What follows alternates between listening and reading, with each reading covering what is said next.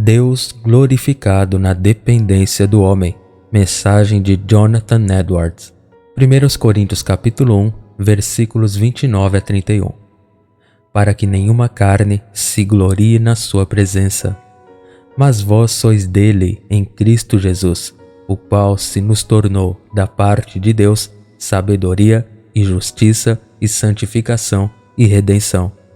Para que, como está escrito, aquele que se gloria, glorie-se no Senhor. Aqueles cristãos a quem o apóstolo dirigiu esta epístola habitavam numa parte do mundo onde a sabedoria humana tinha grande reputação. Como o apóstolo observa no versículo 22 deste capítulo, os gregos buscam sabedoria. Corinto não ficava longe de Atenas, que tinha sido por muitas eras a mais famosa sede da filosofia e do aprendizado no mundo. O apóstolo, portanto, observa eles como Deus, pelo Evangelho, destruiu e anulou sua sabedoria. Os eruditos gregos e seus grandes filósofos, por toda a sua sabedoria, não conheciam a Deus. Eles não eram capazes de descobrir a verdade nas coisas divinas.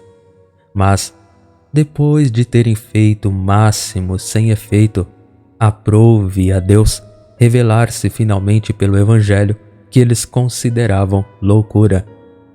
Ele escolheu as coisas loucas do mundo para confundir os sábios e as coisas fracas do mundo para confundir as coisas que são poderosas, e as coisas vis do mundo e as coisas que são desprezadas, sim, e as coisas que não são, para reduzir a nada as coisas que são.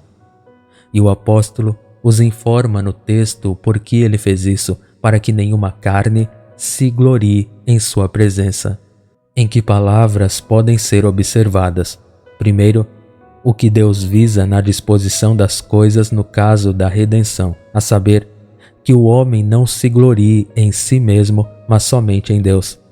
Que nenhuma carne se glorie em sua presença, que conforme está escrito, aquele que se gloria, glorie-se no Senhor. Segundo, como esse fim é alcançado na obra da redenção, a saber, por aquela dependência absoluta e imediata que os homens têm de Deus nessa obra para todo o seu bem. Na medida em que, primeiro, todo o bem que eles têm está em e por meio de Cristo. Ele é feito para nós sabedoria, justiça, santificação e redenção. Todo o bem da criatura caída e redimida está envolvido nessas quatro coisas e não pode ser melhor distribuído do que nelas. Mas Cristo é cada uma delas para nós e não temos nenhuma delas de outra forma senão nele. Ele é feito de Deus para nós sabedoria. Nele estão todo o bem próprio e a verdadeira excelência do entendimento.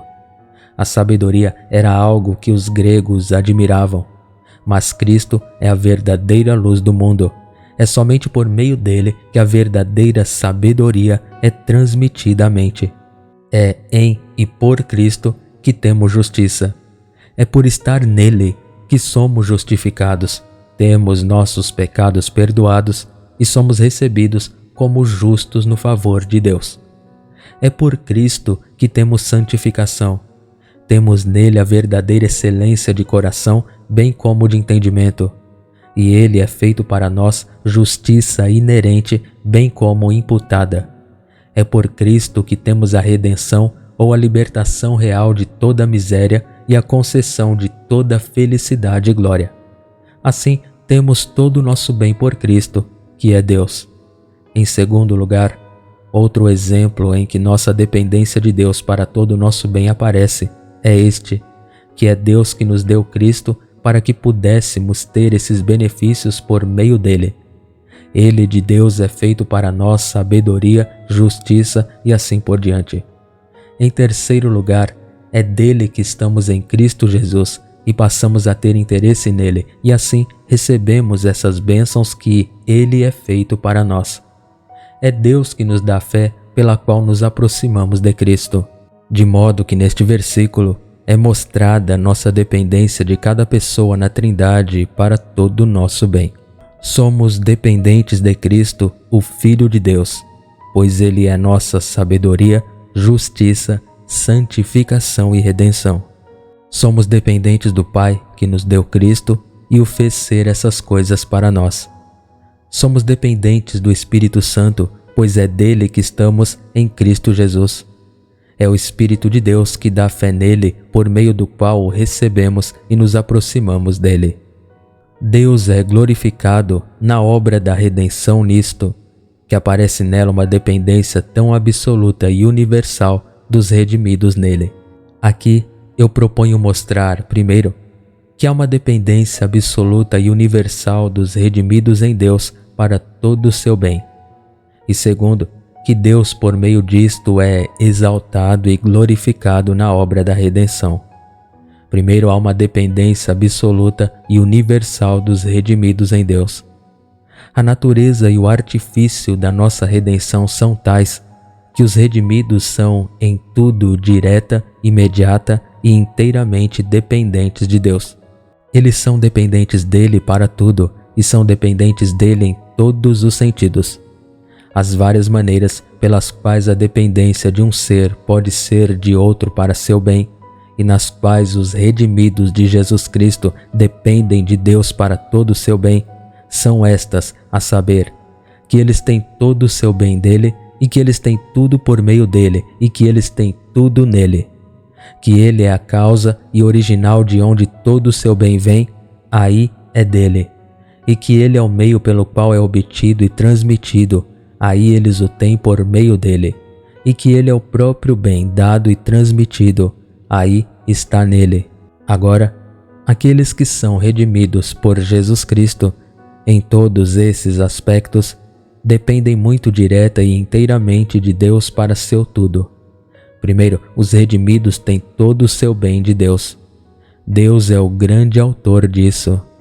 Ele é a primeira causa disso.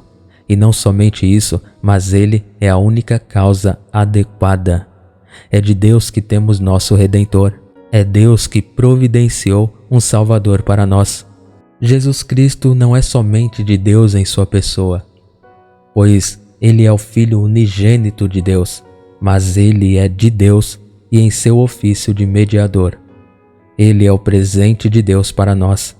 Deus o escolheu e ungiu, designou-lhe sua obra e o enviou ao mundo.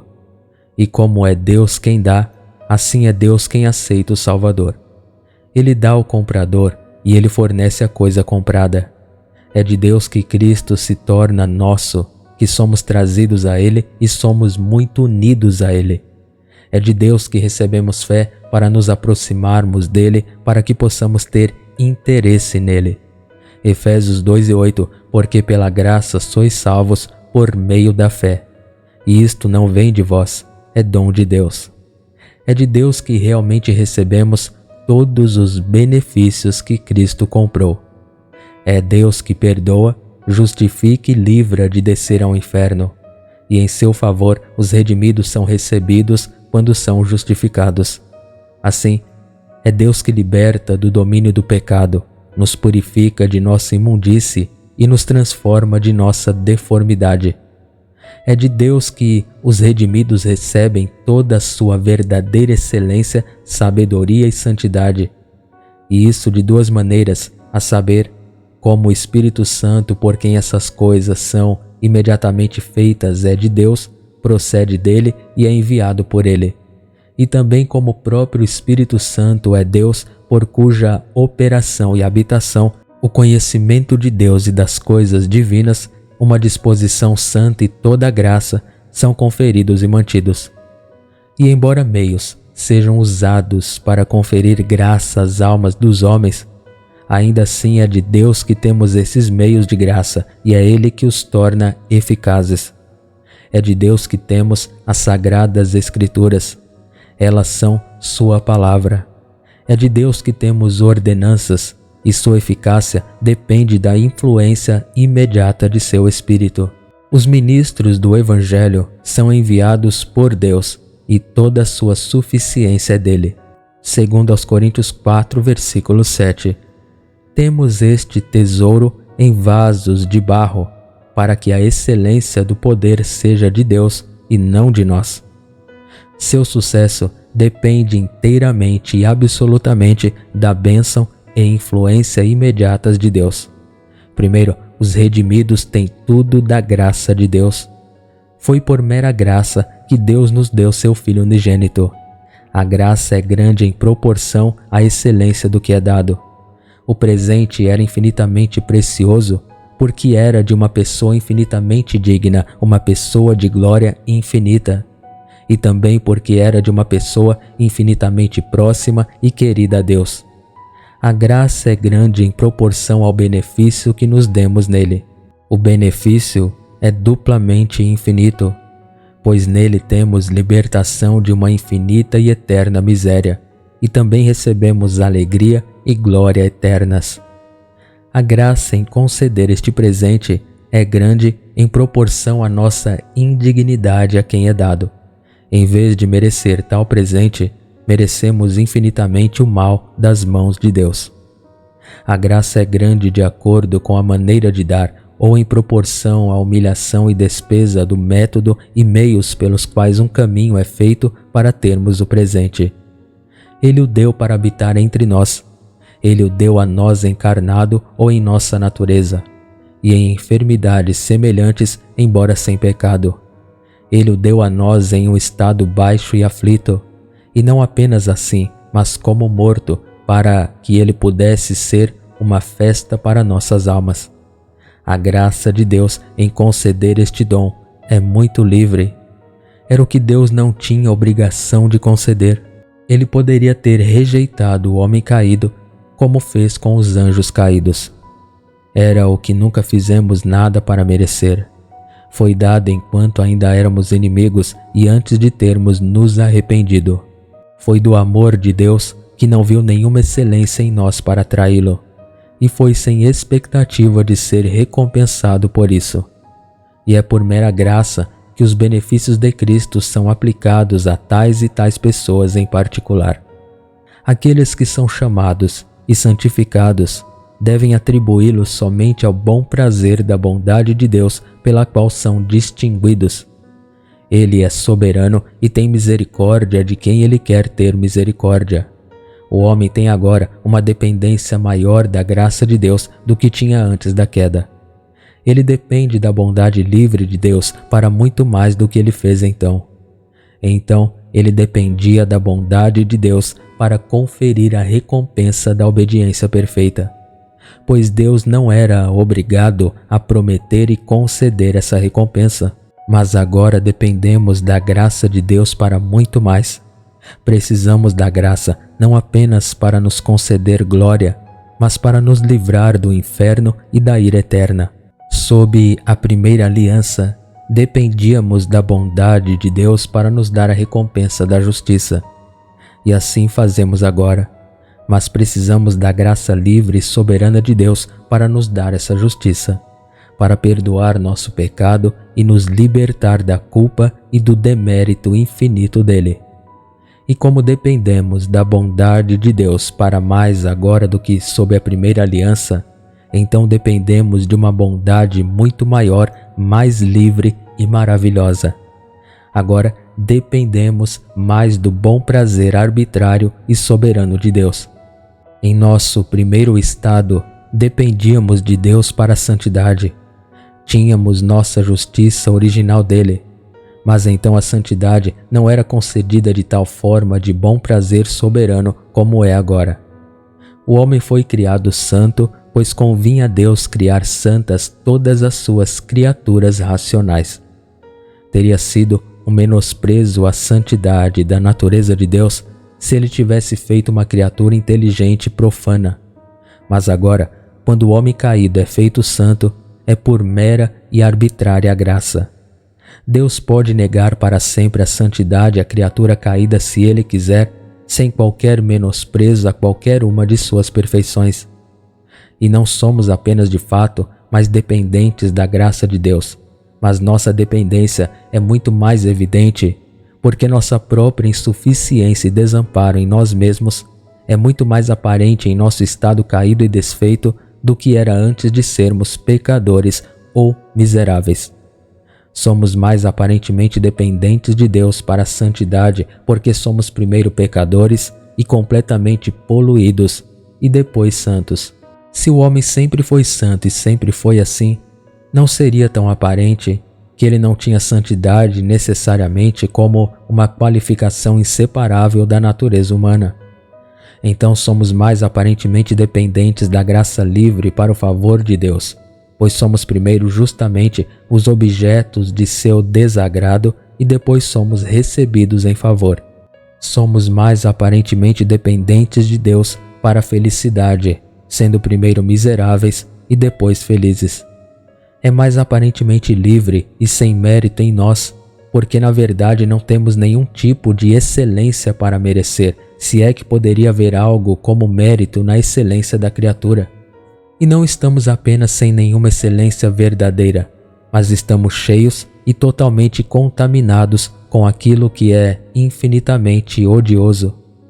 Todo o nosso bem é mais aparentemente de Deus, porque primeiro estamos nus e totalmente sem nenhum bem, e depois enriquecidos com todo o bem.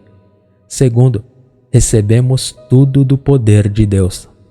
A redenção do homem é frequentemente mencionada como uma obra de poder maravilhosa, bem como de graça. O grande poder de Deus aparece ao trazer um pecador de seu estado baixo, das profundezas do pecado e da miséria, para um estado tão exaltado de santidade e felicidade. Efésios 1:19, e qual a suprema grandeza do seu poder para conosco, os que cremos, segundo a operação da força do seu poder. Dependemos do poder de Deus em cada passo da nossa redenção. Dependemos do poder de Deus para nos converter e dar fé em Jesus Cristo e na nova natureza. É uma obra de criação. Se alguém está em Cristo, nova criatura é, segundo aos Coríntios 5:17. Fomos criados em Cristo Jesus, Efésios 2:10. A criatura caída não pode atingir a verdadeira santidade a não ser sendo criada novamente. Efésios 4:24. E que vos revistais do novo homem, que segundo Deus é criado em justiça e verdadeira santidade. É uma ressurreição dos mortos. Colossenses 2, versos 12 e 13, no qual também fostes ressuscitados juntamente com ele pela fé no poder de Deus, que o ressuscitou dentre os mortos. Sim, é uma obra de poder mais gloriosa do que a mera criação ou a ressurreição de um corpo morto, pois o efeito alcançado é maior e mais excelente. Esse ser santo e feliz e vida espiritual que é produzido na obra da conversão é um efeito muito maior e mais glorioso do que o mero ser e vida. E o estado de onde a mudança é feita, uma morte no pecado, uma corrupção total da natureza e uma profundidade de miséria, é muito mais distante do estado alcançado do que mera morte ou inexistência. É pelo poder de Deus também que somos preservados em um estado de graça. 1 Pedro 1, versículo 5, que são guardados pelo poder de Deus mediante a fé para a salvação. Assim como a graça é, a princípio, de Deus, assim é continuamente dele e é mantida por ele, tanto quanto a luz na atmosfera é o dia todo do sol, assim como no primeiro amanhecer ou nascer do sol. Os homens dependem do poder de Deus para todo o exercício da graça e para continuar essa obra no coração, para subjugar o pecado e a corrupção, aumentar os princípios santos e permitir produzir frutos em boas obras.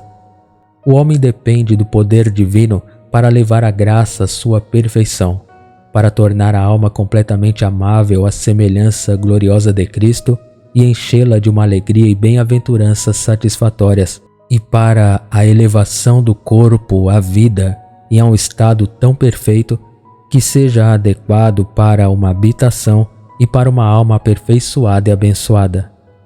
Estes são os efeitos mais gloriosos do poder de Deus, que são vistos na série de atos de Deus com respeito às criaturas.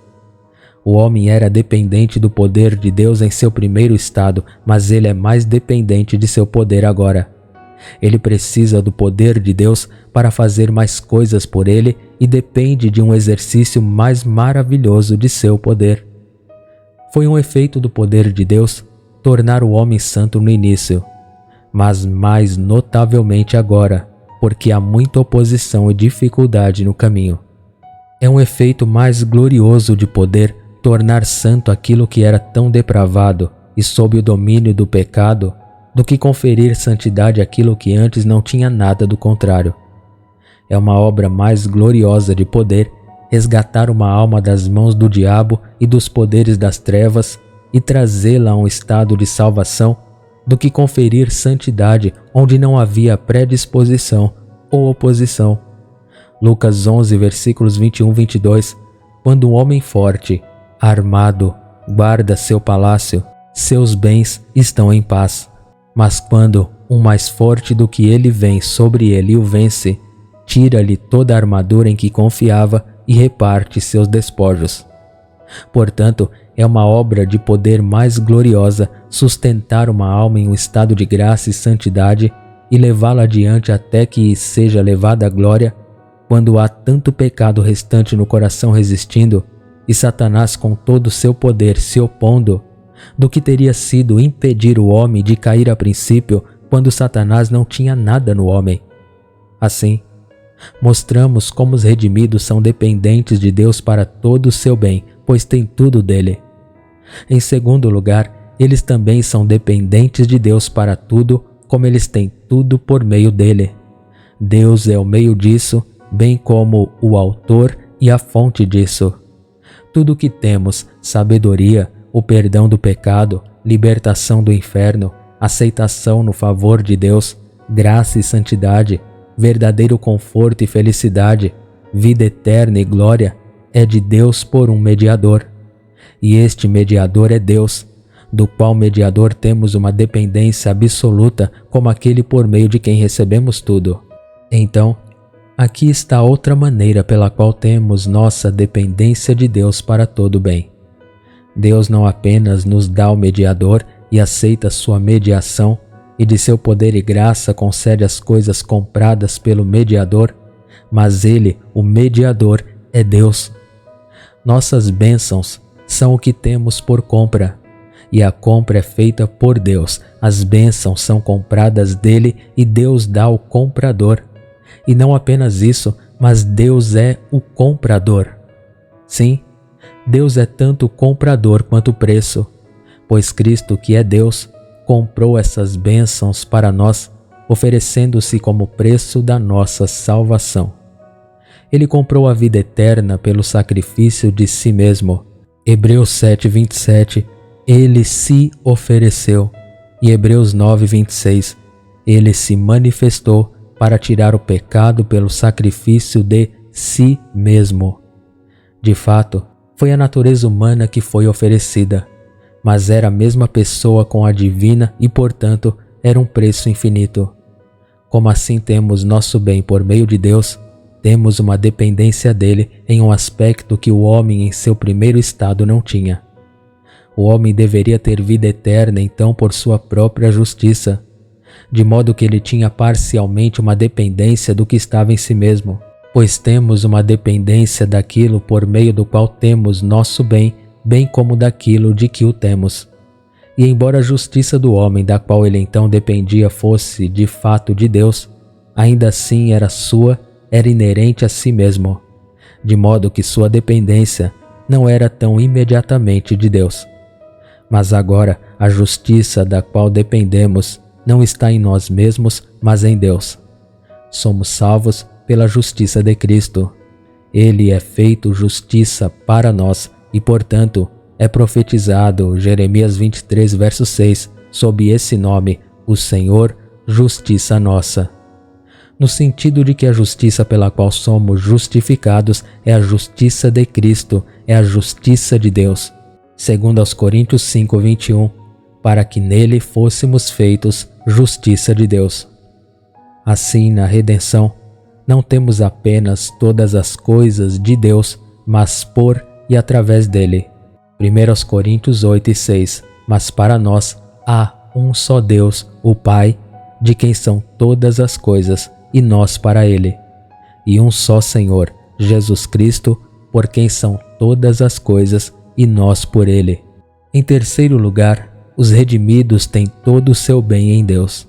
Não só o temos dele e por meio dele, mas consiste nele. Ele é todo o nosso bem. O bem dos redimidos é objetivo ou inerente. Por seu bem objetivo, quero dizer aquele objeto intrínseco na posse e gozo do qual eles são felizes. Seu bem inerente é aquela excelência ou prazer que está na própria alma. Com relação a ambos os quais os redimidos têm todo o seu bem em Deus, ou, o que é a mesma coisa, o próprio Deus é todo o seu bem. Primeiro, os redimidos têm todo o seu bem objetivo em Deus. O próprio Deus é o grande bem que eles são levados a posse e gozo pela redenção.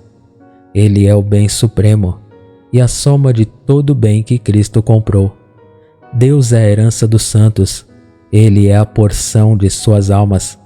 Deus é sua riqueza e tesouro, seu alimento, sua vida, sua morada, seu ornamento e diadema e sua honra e glória eternas. Eles não têm ninguém no céu exceto Deus. Ele é o grande bem que os redimidos recebem na morte e para o qual eles devem se levantar no fim do mundo. O Senhor Deus é a luz da Jerusalém celestial e é o rio da água da vida que corre e a árvore da vida que cresce no meio do paraíso de Deus. As gloriosas excelências e belezas de Deus serão o que entreterá para sempre as mentes dos santos e o amor de Deus será seu banquete eterno. Os redimidos de fato desfrutarão de outras coisas. Eles desfrutarão dos anjos e desfrutarão uns dos outros. Mas o que eles desfrutarão nos anjos ou uns nos outros ou em qualquer outra coisa que lhes dará deleite e felicidade, será o que será visto de Deus neles. Segundo, os redimidos têm todo o seu bem inerente em Deus.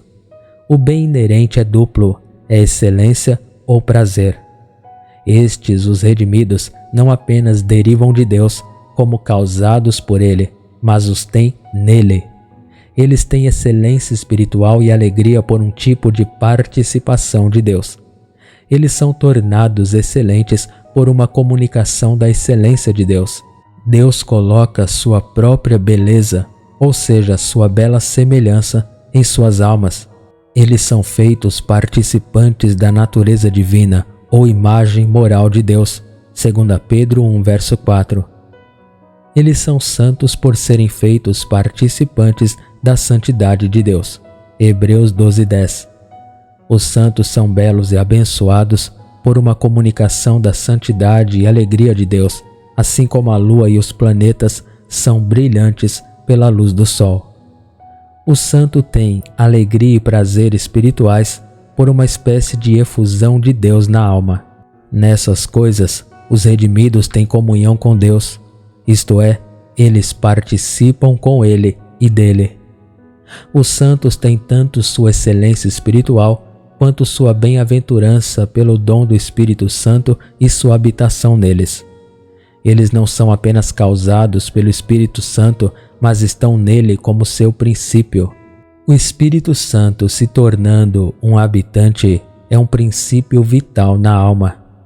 Ele, agindo em, sobre e com a alma, se torna uma fonte de verdadeira santidade e alegria, como uma fonte é de água pelo esforço e difusão de si mesma. João 4,14. Mas aquele que beber da água que eu lhe der, nunca terá sede. Pelo contrário, a água que eu lhe der, se fará nele uma fonte de água a jorrar para a vida eterna. Comparado com capítulo 7, versículos 38 e 39, aquele que crê em mim, como diz a Escritura, rios de água viva fluirão do seu ventre. Mas isto ele disse do Espírito que os que nele crescem haviam de receber. A soma do que Cristo comprou para nós é aquela fonte de água mencionada no primeiro desses lugares e aqueles rios de água viva mencionadas no último. E a soma das bênçãos que os redimidos receberão no céu é aquele rio de água da vida que procede do trono de Deus e do Cordeiro. Apocalipse 22:1. O que sem dúvida significa o mesmo com aqueles rios de água viva explicados em João 7:38-39, que em outro lugar é chamado de Rio dos Prazeres de Deus. Nisto consiste a plenitude do bem que os santos recebem de Cristo. É participando do Espírito Santo que eles têm comunhão com Cristo em sua plenitude. Deus deu o Espírito não por medida a ele, e eles recebem de sua plenitude e graça sobre graça. Esta é a soma da herança dos santos, e portanto, aquele pouco do Espírito Santo que os crentes têm neste mundo é dito ser o penhor de sua herança, segundo aos Coríntios 1:22, o qual também nos selou e nos deu o penhor do Espírito em nossos corações. E capítulo 5, versículo 5, ora, quem para isto mesmo nos preparou foi Deus, o qual nos deu também o penhor do Espírito. E Efésios 1, versos 13 e 14, fostes selados com o Espírito Santo da promessa, o qual é o penhor da nossa herança, até a redenção da possessão adquirida. O Espírito Santo e as coisas boas são mencionados nas Escrituras como a mesma coisa, como se o Espírito de Deus comunicado à alma compreendesse todas as coisas boas. Mateus 7:2 diz: quanto mais vosso Pai Celestial dará coisas boas aos que lhe pedirem. Em Lucas capítulo 11, versículo 13, quanto mais vosso Pai Celestial dará o Espírito Santo aos que lhe pedirem. Esta é a soma das bênçãos que Cristo morreu para obter e o assunto das promessas do Evangelho. Gálatas 3, versículos 13 e 14.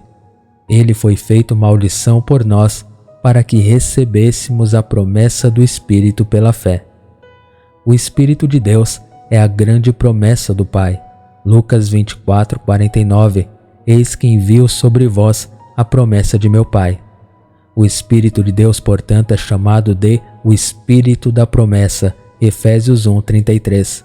Esta coisa prometida Cristo recebeu e entregou em sua mão assim que ele terminou a obra de nossa redenção para conceder a todos que ele havia redimido.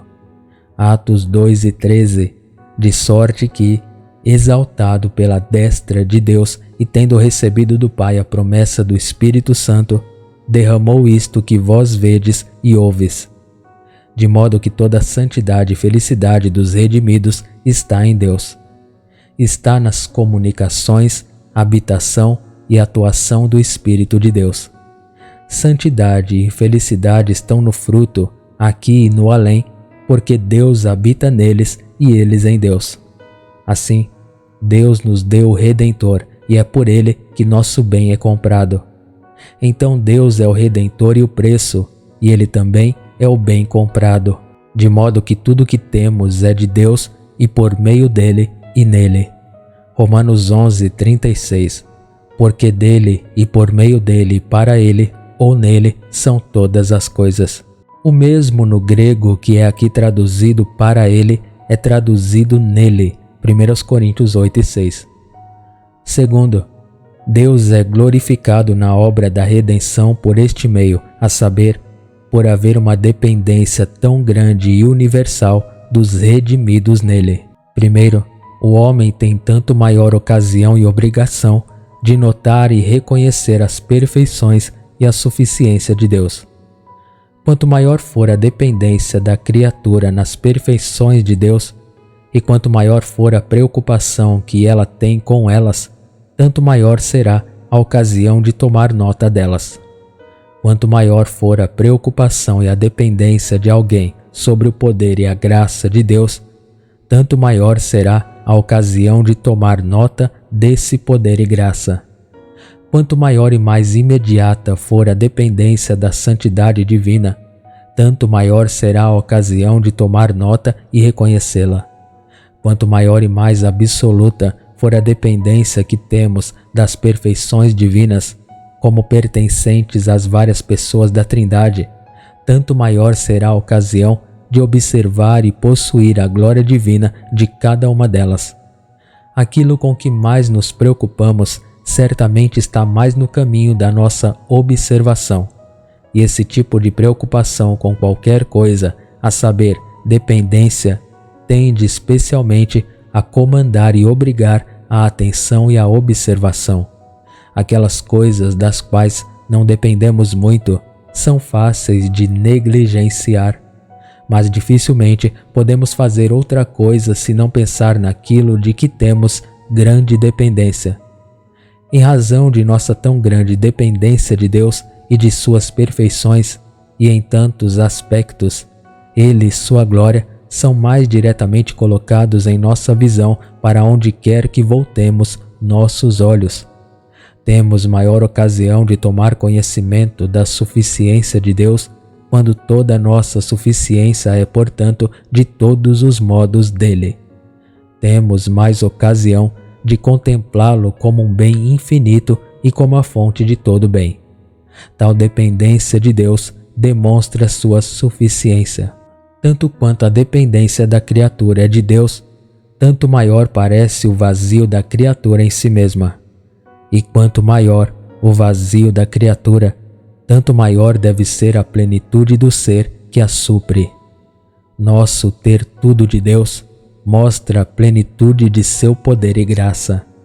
Nosso ter tudo por meio dele mostra a plenitude de seu mérito e dignidade. E nosso ter tudo nele demonstra sua plenitude de beleza, amor e felicidade. E os redimidos, em razão da grandeza de sua dependência de Deus, não têm apenas uma ocasião muito maior, mas a obrigação de contemplar e reconhecer a glória e a plenitude de Deus. Quão irracionais e ingratos seríamos se não reconhecêssemos aquela suficiência e glória das quais dependemos absoluta, imediata e universalmente. Segundo, aqui é demonstrado quão grande a glória de Deus é considerada comparativamente ou em comparação com a da criatura. Por ser a criatura assim total e universalmente dependente de Deus, parece que a criatura não é nada e que Deus é tudo. Aqui parece que Deus está infinitamente acima de nós, que a força, sabedoria e santidade de Deus são infinitamente maiores que as nossas.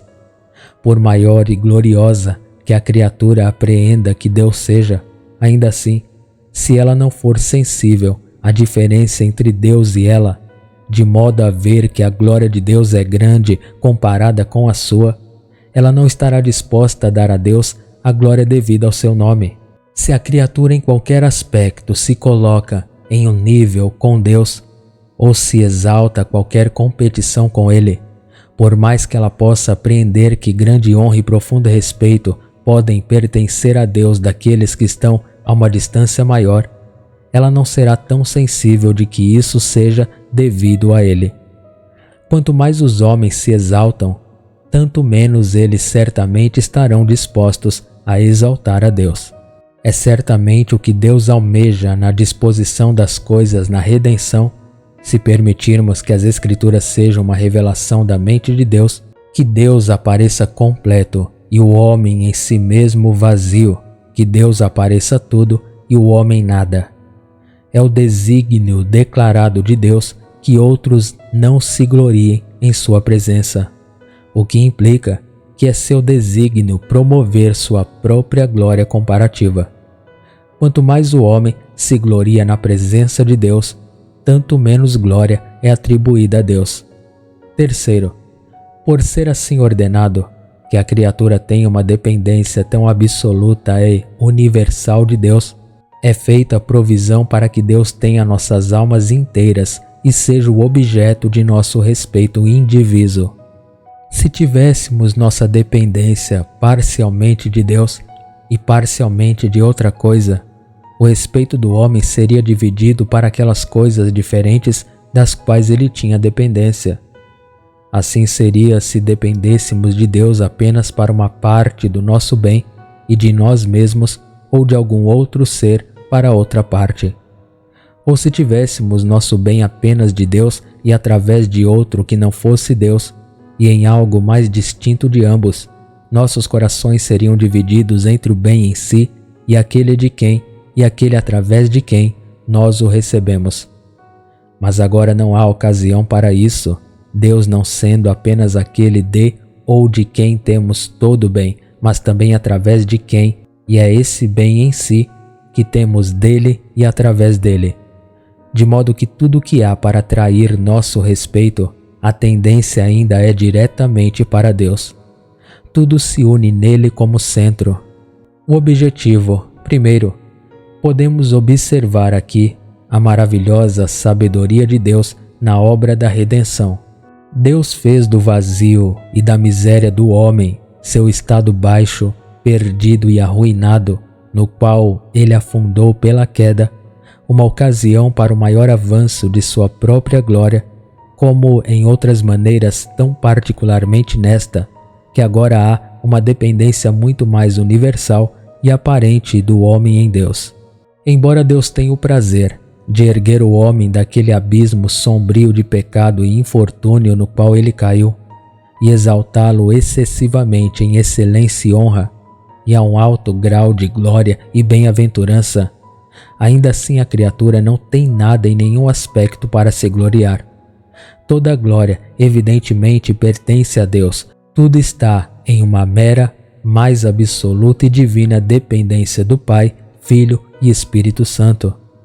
E cada pessoa da Trindade é igualmente glorificada nesta obra. Há uma dependência absoluta da criatura em todos para todos. Tudo é do Pai, tudo através do Filho e tudo no Espírito Santo. Assim, Deus aparece na obra da redenção como tudo em todos.